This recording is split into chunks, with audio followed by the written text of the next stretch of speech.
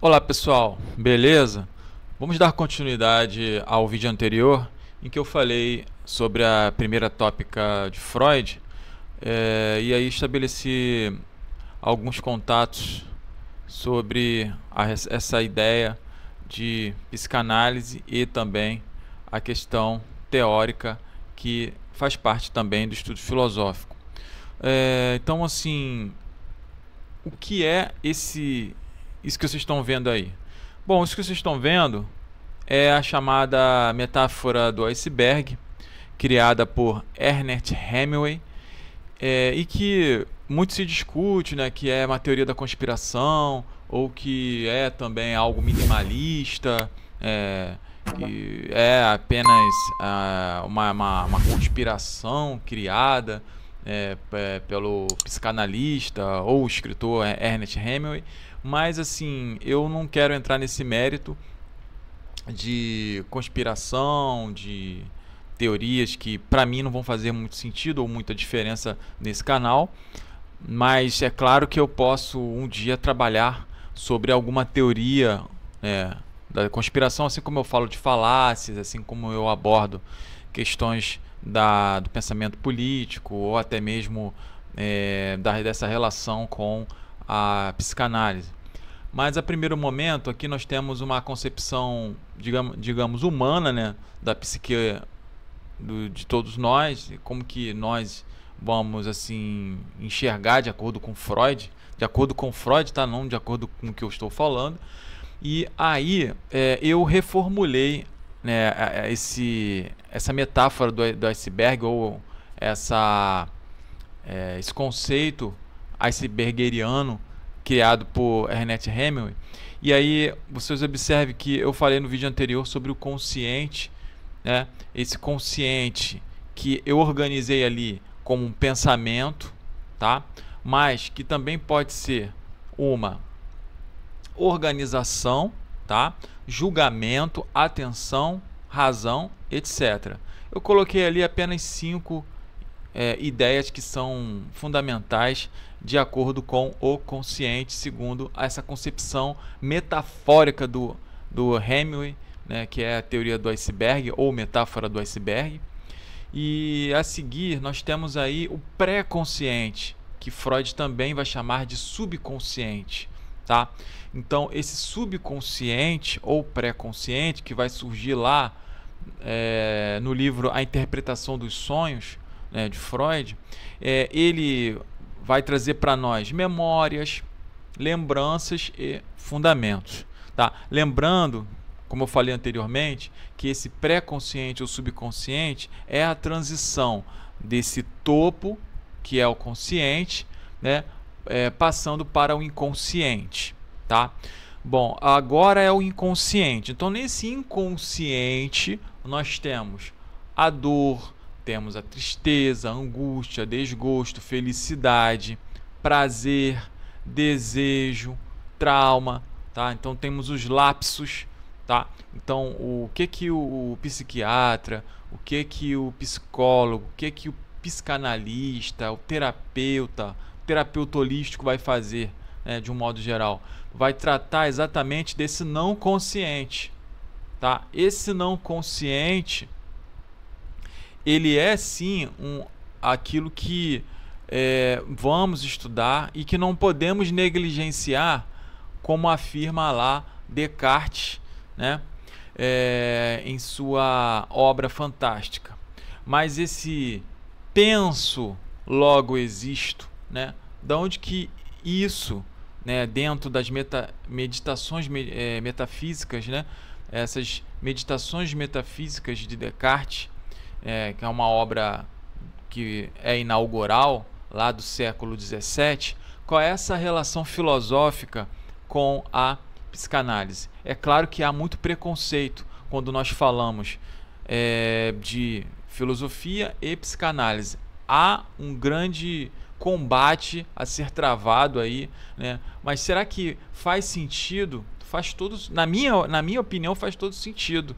É possível você se livrar de uma depressão, é possível você se livrar de um pensamento, digamos, que vai fazer mal para você e para o outro, né, e para a sociedade, através dessa ponte fantástica que vai ligar a filosofia até a psicanálise, tá? É claro que isso precisa ser muito trabalhado, muito divulgado, muito falado. Tem muito filósofo que pode ser trabalhado como uma terapia. Eu não estou aqui tentando criar uma filosofia da terapia, né? Com todo respeito a quem trabalha dessa maneira, mas é claro que há uma relação muito estreita de ambos. Mas por que falar isso? É porque tem questões que realmente um e outro acabam se esbarrando, tá? Então, se eu falo penso logo existo, né, se eu crio essa frase, né, na minha cabeça, tentando resgatar alguma coisa do pensamento do cogito, né, esse cogito, né, esse cogitar em latim, para quem não sabe, é pensar, né? Se eu digo cogito ergo sum, né, penso logo existo, eu estou, na verdade, dizendo eu aqui estou, né? Eu aqui penso, eu aqui sou racional. Isso é muito consciente, né? A primeiro momento, isso é extremamente consciente. É um momento de resgate da minha consciência, não é isso? Por outro lado, há também a seguinte frase: os pensamentos que mais me perturbam são os que menos conheço, tá? Então, Descartes, quando ele pensa dessa maneira, ele cria uma divisão de águas fantásticas, né, que vai aí, obviamente, ser para Freud algo que é assim até mesmo desprezível. É claro que toda ciência vai tentar se manter e se destacar e tentar ser a ciência, né? Há momentos de comunicação entre elas, de reflexão, né? Elas trocam figurinhas, mas na verdade elas se isolam, elas criticam, elas lutam contra aquela outra ciência que tenta, de certa forma, tomar o seu lugar. Então Descartes, ele também é aquele filósofo, né, que é o pai da modernidade, né, que sem ele nós não vamos assim ter uma modernidade inaugurada, tá? Por outro lado, né, falando um pouco mais de Descartes, nós temos aquela ideia, né, que ele cria assim: é preciso que eu duvide de tudo, né? O duvidar é importante, né? Se você apenas aceita o pensamento de alguém ou que você leu, você está sendo dominado por essa pessoa e você pode errar da mesma forma que ela errou, né? Eu acho que perfeito só Deus. Como que eu vou dizer para você que um pensamento ele é perfeito? Eu posso questionar, até porque existe a contradição, isso é óbvio. Existe algo que eu posso extrair de alguma premissa, de algum pensamento, algo que é completamente sórdido, absurdo. E desse absurdo que eu consigo extrair, desse argumento que é falho, tanto na psicanálise, que é muito criticada também, como dentro de algum filósofo ou de algum outro pensador, isso aí é inquestionável, né? Então, a primeiro momento, Sócrates ele também vai estabelecer dentro da filosofia essa questão da procura, né? A vida que não se dedica à procura não vale a pena de ser vivida. Então, como pesquisador, nós precisamos buscar os dados e confrontar dados, né? Não só naquele tempo, mas diacronicamente falando, sincronicamente ou diacronicamente. Isso quem faz tanto é a psicanálise, né, a psicologia, né, ou a própria medicina, a própria ciência. Você tem os levantamentos, os dados, né? Então, voltando aqui para a concepção humana da psique, né, concepção humana da psique, nós precisamos buscar o que? O inconsciente, né? Como esse não consciente, né? Esse não consciente que nós temos dentro da psicanálise, ele jamais ele pode ser subestimado como sendo importante. Então o psicanalista ele vai exatamente estudar isso, né? Ele vai exatamente buscar extrair a dor daquela pessoa. Por que existe uma dor dentro de mim que eu não consigo me livrar?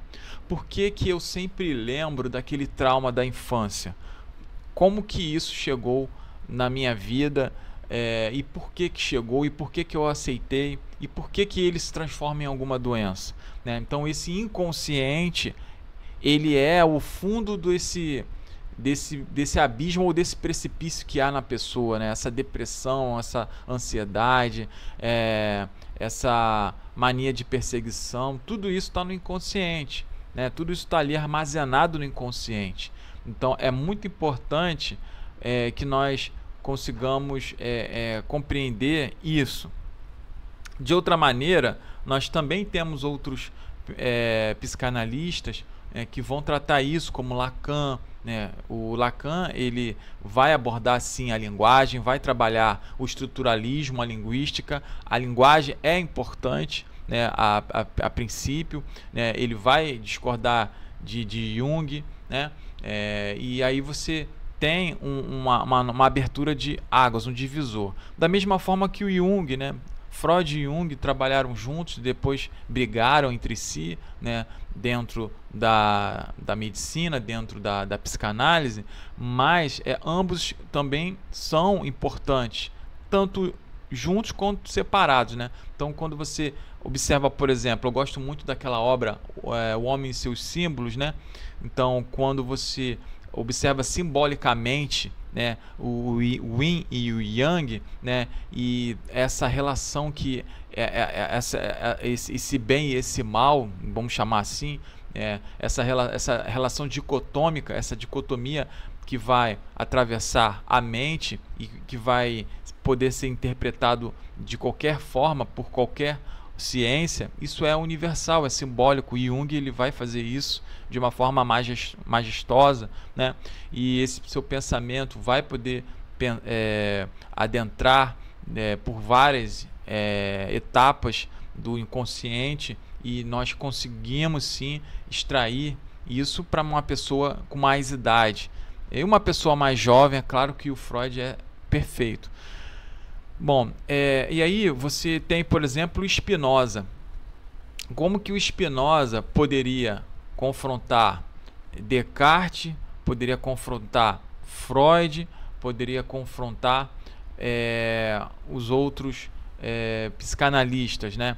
Seja ele Freud, seja ele Jung, seja ele Lacan, seja ele Carl Rogers, né? Seja até a filósofa Hannah Arendt. Como que o nosso Spinoza vai fazer? Ele vai fazer o seguinte: os homens se enganam em pensar que são livres, né? Então esse pensamento, né? Será que realmente, como Platão, né?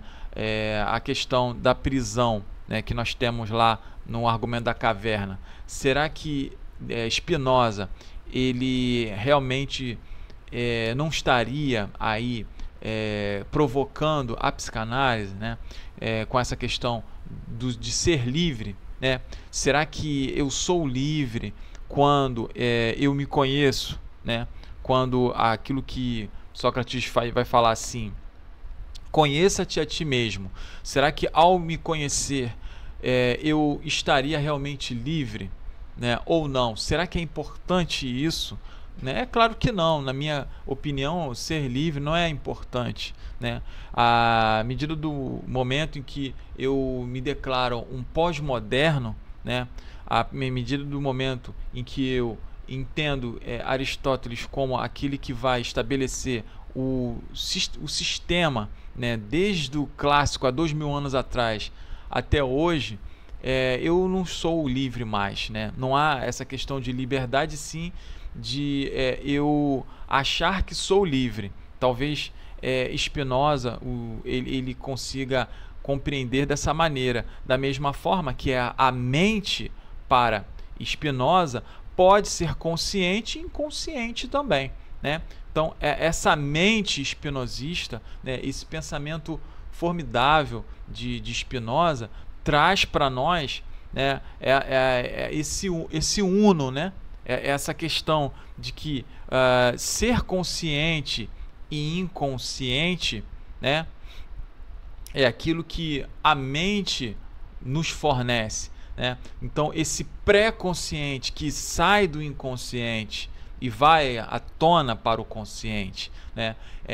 Ali, né, digamos, há memórias, né? Eu consigo lembrar da minha infância nesse pré-consciente. Então, a função do médico é buscar exatamente isso, né? É de buscar resgatar a sua consciência, mas ele precisa saber aonde é que está essa consciência, e ele sabe que a memória, a lembrança, né, estão no seu subconsciente ali, né, estão no seu pré-consciente. Então, esse pré-consciente ou esse subconsciente, eles são, digamos, um caminho muito importante a ser trabalhado. Da mesma forma, por exemplo, que se eu pegar o meu desejo que está lá no meu inconsciente, e que o Spinoza vai dizer que o desejo é a essência do homem, né? Quando eu penso dessa forma, eu praticamente já estou sabendo quem é aquilo que sou, né? Quem eu sou. Quando você diz para o seu paciente uma frase psicanalítica, que na verdade é uma frase filosófica, você resgata aquela pessoa. Uma frase só já resgata. Uma frase já faz a pessoa abrir os olhos, né? Perder o medo, não cometer o ato impulsivo, né? As pulsões desse eu, elas podem ser quebradas apenas com uma frase. Uma frase de cunho filosófico. Olha como é que é importante a filosofia e a psicanálise juntos. Isso vai resgatar aquela pessoa, tá? Além da beleza que o pensamento traz. Mas, de outra forma, nós também temos Schopenhauer, né, dentro da modernidade. O que Schopenhauer na modernidade vai fazer também, da mesma forma que Spinoza e Descartes, né? Todos os três são modernos, são pensadores que vão assim trazer um mundo para nós, trazer vida para o pensamento. Mas o que Schopenhauer vai dizer? Esse pensador alemão fantástico, né? Ele vai dizer o seguinte, que o homem pode fazer o que quer, né? O homem, ele é dono do seu nariz, né? No entanto, ele não pode querer o que quer. Então, quando eu quero o que eu quero, eu estabeleço em mim um desejo que não é o de fazer o que eu quero, e sim de não saber quem eu sou. Então, o homem pode fazer o que quer, mas não pode querer o que quer, tá? Então, nem sempre o que eu quero é consciente, né? Nem sempre, conscientemente, eu posso ter algo, né? Então, Schopenhauer, ele também vai ser para Freud uma inspiração. Freud se inspirou em Schopenhauer, né? Muitos falam que Freud copiou Schopenhauer, né? Quando ele quis pisar na filosofia, quis pisar no pensamento, ele vai trabalhar o que Schopenhauer e o que o Nietzsche tem para dar para ele, né? E ele pegou dali muita coisa, inclusive as questões da dor, né? As questões da angústia, né? A felicidade, o prazer, né? Então, essas questões são filosóficas, sim. E como que a psicanálise vai trabalhar com isso? E como que a psicologia vai trabalhar com isso? E agora, né? A filosofia e a psicanálise andam juntas, da mesma forma que a filosofia e a psicologia andam juntas. Então, para Schopenhauer, o inconsciente é uma força primordial da vontade, tá? O inconsciente, ele produz essa energia na psique, né, que é primordial, tá, para essa vontade, né, que em grego é chamado de telema, né? Então essa vontade que há, segundo Schopenhauer, lá em sua obra O Mundo como Vontade e Representação, essa vontade que é uma força do inconsciente, essa vontade que eu não sei o que é, né? Essa vontade que produz, né, em mim, né, uma força que é muito maior e que eu não vou conseguir ter domínio sobre ela, né? Então esse impulso, né, ou as pulsões do eu de Freud vão explicar muito isso, né? De que maneira as pulsões podem dar para mim uma energia que eu não consigo ter domínio sobre ela, tá? Então, através dessa frase, né, o inconsciente é a força primordial da vontade, de Schopenhauer, eu consigo, por exemplo, explicar o porquê do impulso, né, de uma pessoa num ato qualquer, né, num ato de violência contra o outro. Por que que eu consigo pensar assim? Por que que eu consigo agir dessa maneira, né? Por outro lado, Schopenhauer, ele também consegue explicar em sua obra, né, O Mundo como Vontade e Representação, que toda a vida é sofrimento, tá? Então esse sofrimento, que a gente consegue aqui entender que Schopenhauer está muito inconsciente, né? O Schopenhauer está muito no inconsciente. Digamos que esses três níveis aí dessa teoria aí do iceberg, esses 3 níveis, eles são completamente voltados para várias fases, vários tipos de pensadores, de homens e de mulheres que vão pensar aí a vida, né? Então, em 3 esferas diferentes, né? Em 3, digamos, momentos aí, tá? Então, o não consciente sobrou para o Descartes, por exemplo, né?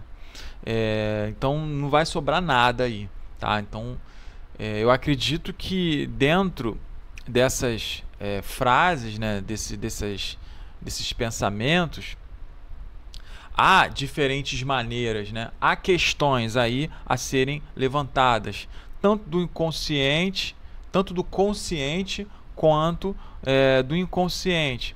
É claro que tanto Descartes quanto Spinoza ou Schopenhauer, eles conseguem extrair para nós 3 momentos importantes dentro dessa obra fantástica de Freud, que é essa interpretação dos sonhos. Por outro lado, nós temos na obra freudiana a interpretação dos sonhos, o combustível, vamos chamar assim, para a construção e consolidação de uma concepção chamada primeira tópica, tá?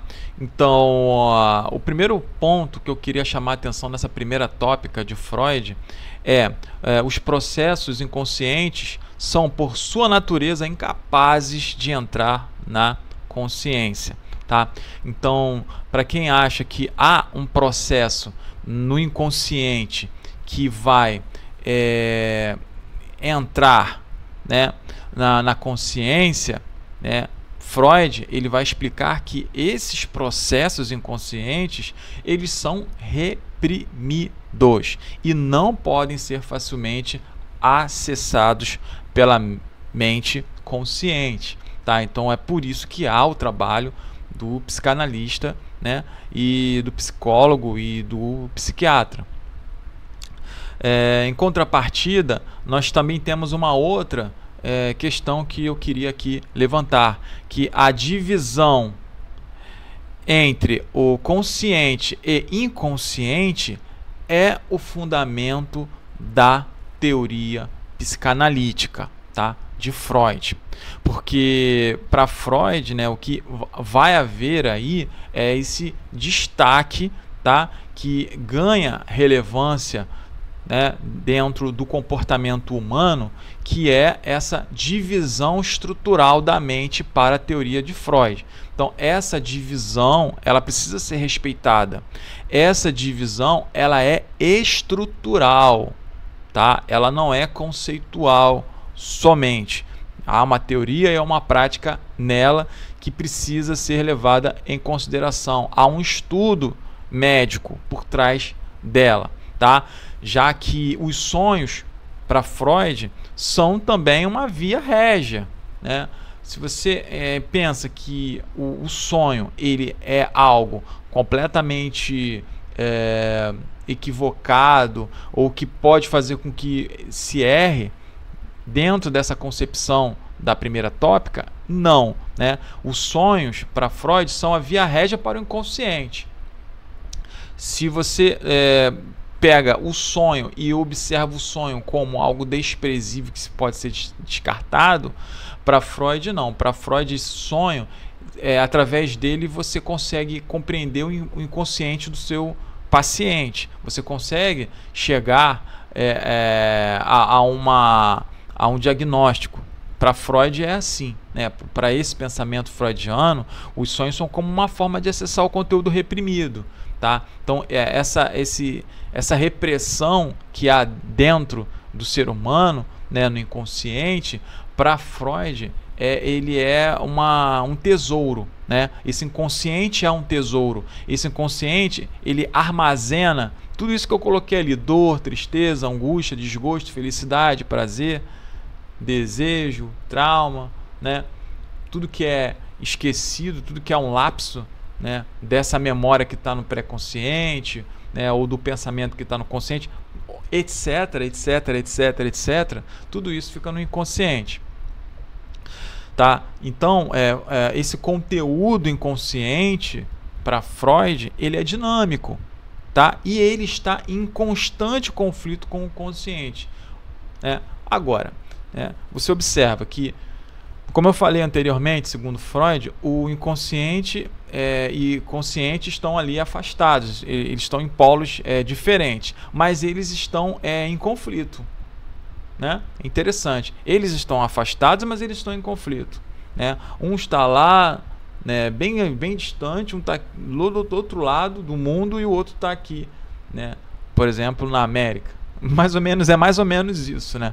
Não sei se eu falei aqui, ficou legal essa comparação, mas para Freud, ao descrever essa relação de tensão entre ambos, né, o que vai acontecer é que ele vai descobrir que há um conflito, né, na sua obra, a Interpretação dos Sonhos. Ele descobre isso, né, que há esse conflito entre inconsciente e consciente de forma permanente. Eles brigam, eles lutam, eles travam esse conflito. É claro que isso o paciente vai demonstrar. É possível observar isso, né? Por exemplo, se você pegar, por exemplo, o que eu falei anteriormente de Spinoza, Spinoza ele vai dizer que a mente, né, pode ser consciente e inconsciente, né? A mente pode ser consciente e inconsciente. De certo modo, sim, né? Você observa que há uma possibilidade da mente ser consciente, mas se ela for inconsciente da mesma forma, né, essa proposição dentro da ética espinosista, ela pode tomar um outro rumo, né? Mas é uma proposição que tem substância, que tem, digamos, condição de se manter, né, até um certo ponto. E até outro ponto não, porque Freud ele precisa analisar isoladamente o inconsciente, mas essa mente ela já traz para mim o consciente e o inconsciente. Isso Freud e Spinoza estão lado a lado, né? Eles conseguem da mesma forma compreender a mente, tá? Por outro lado, Freud ele já entende que há um pré-consciente, né, ou um subconsciente, tá? E o que é esse pré-consciente, né? Então, o Freud ele vai dizer assim, que o pré-consciente ele é o lugar dos pensamentos que podem se tornar conscientes a qualquer momento. Então, essa mente pré-consciente do indivíduo, ela é transitória, ela não é fixa, né? Eu não estou aqui entendendo a mente de um animal, eu estou entendendo a psique de um ser animal, mas que pensa, né? O homem é um animal que é racional, e essa sua racionalidade, ela tem momentos e momentos, tá? E digamos que Spinoza, quando ele fala dessa mente, dá muita impressão que ele está falando do subconsciente também, né? Porque como que a mente pode ser consciente e inconsciente, já que o desejo é a essência do homem, né? Então esse desejo, né, é essencialmente humano, segundo Spinoza, é o desejo que vai buscar de dentro do inconsciente freudiano uma resposta que é trazida pelo pré-consciente. Então o pré-consciente vai trazendo para nós aquilo que está lá no inconsciente, né, de Freud. Beleza? Ficou tranquilo aqui, né? A minha especulação, digamos, talvez sombria, né? E que eu tento não misturar as coisas, mas apenas dialogar, apenas discutir, né, filosofia e psicanálise dentro desse vídeo. Muito obrigado pela sua atenção e até o próximo vídeo. Valeu, fui!